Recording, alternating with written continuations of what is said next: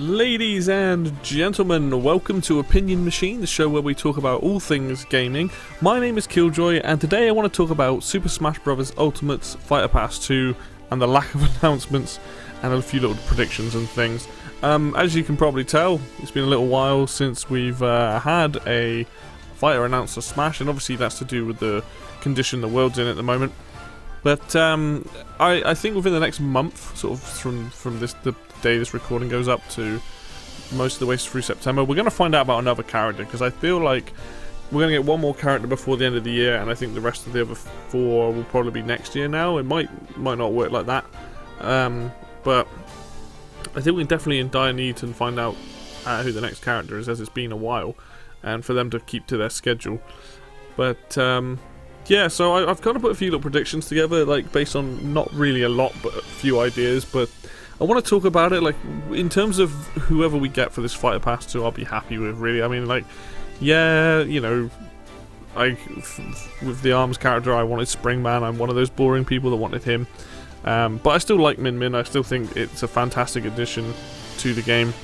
Great stage as well, great music.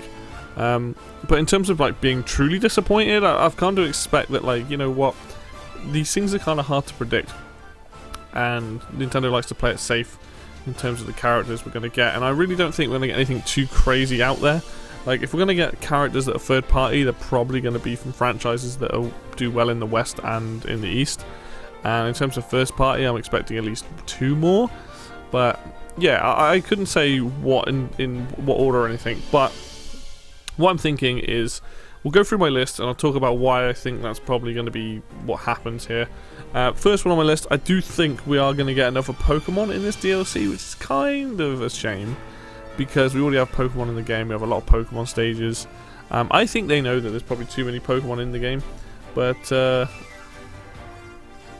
yeah, I think it's because it's an easy franchise to pull from, and obviously Sakurai's pulled from Pokemon a lot. There are a lot of Pokemon in the game, and obviously with Sword and Shield doing as well as they have, I feel like they could potentially capitalize on that a little bit more.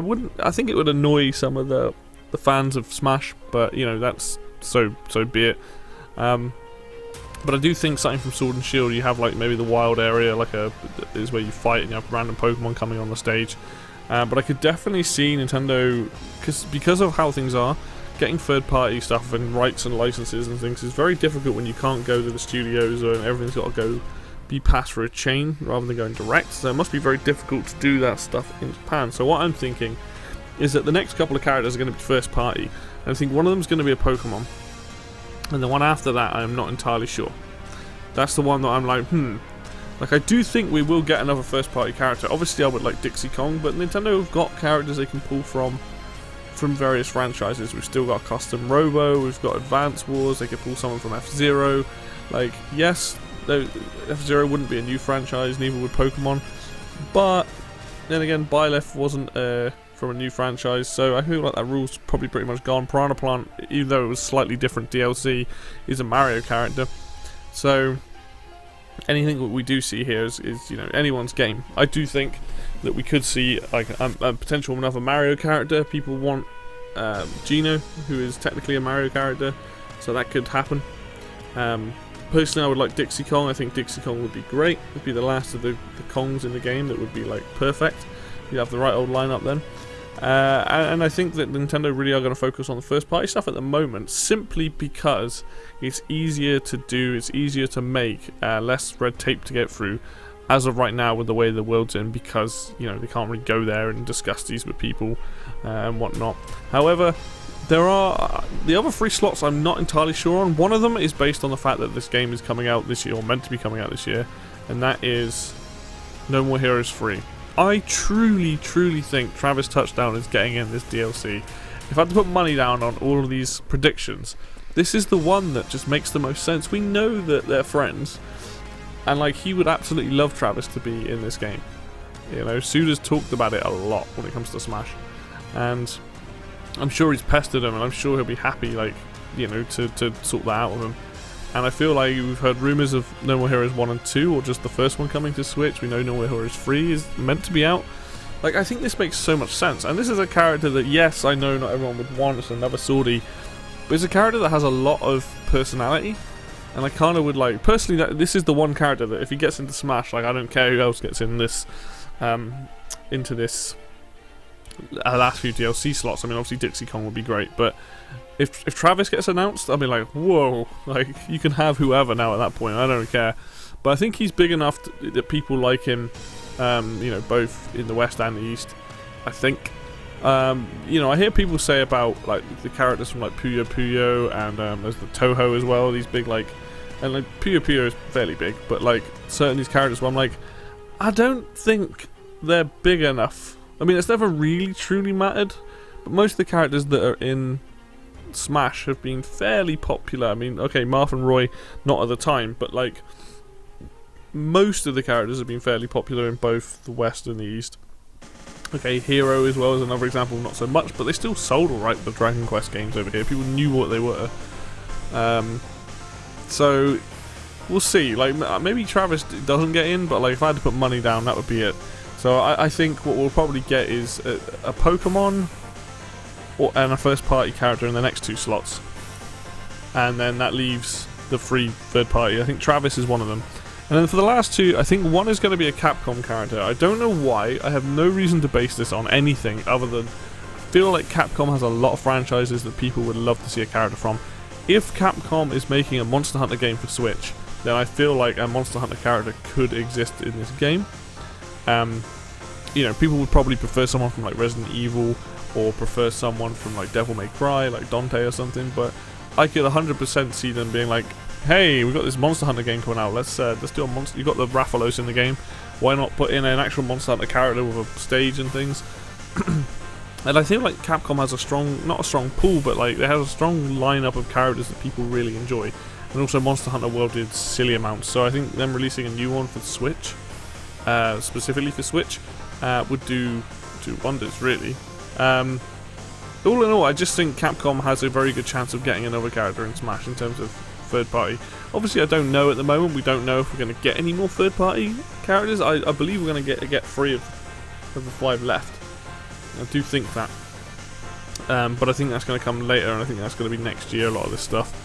Obviously, in first party characters, I forgot to mention that Breath of the Wild 2 is probably going to be out next year, which means, you know, potentially a character from there, and it, you know, might line up with that. And there's obviously Metroid Prime 4. I don't think Metroid Prime 4 is coming out next year, but I do think they could potentially add something into into Smash from Metroid Prime 4, another character to again cross promote. So first party wise, there's a big old door there, and if it's not a Pokemon and it's 2 first party characters from Nintendo that aren't a Pokemon, then that's even better in my opinion. Hopefully we'll get characters to rep series that are underrepresented, or we'll get 2 series that should be represented in Smash and have yet to be done. So that would be really cool. And then for slot 5, I mean, it's a third party. I couldn't say what. I mean, I'm pretty much probably off base on most of these, but like, I feel like there's gonna be another third party, probably like a big hitter. You know, some people say like Master Chief or Doom Guy, Ryu Hayabusa from Ninja Gaiden. Like, there are definitely a lot of characters, and like, if I put Travis down as like the one I'm certain on, the other 4. No real clue. Like, I don't know, Nintendo might not put any more first party in here. I don't think that's going to be the case.